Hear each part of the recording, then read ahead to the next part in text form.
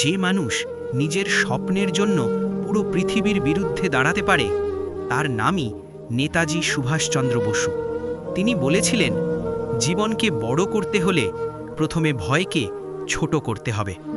এই কথাটা আজও প্রতিটি তরুণের শক্তির উৎস। নেতাজি কখনো অপেক্ষা করেননি, কারণ তিনি জানতেন যে দেরি করে সে হারিয়ে যায়। পরিবর্তন চাও, তবে আজই শুরু করতে হবে। তার এক একটা সিদ্ধান্ত ছিল ঝড়ের মতো।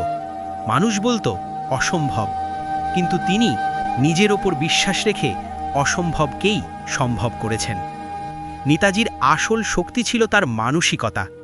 কঠিন সময় তাকে ভাঙেনি, বরং আরও শক্ত করে তুলেছে।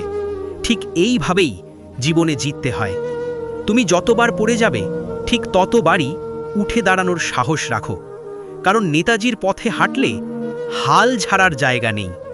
তোমার স্বপ্ন তোমাকেই জিততে হবে, কেউ তোমার হয়ে যুদ্ধ করবে না। যদি নেতাজির এই শক্তি তোমাকে অনুপ্রাণিত করে, লাইক করো, শেয়ার করো আর কমেন্টে লিখে দাও, আমি হার মানব না।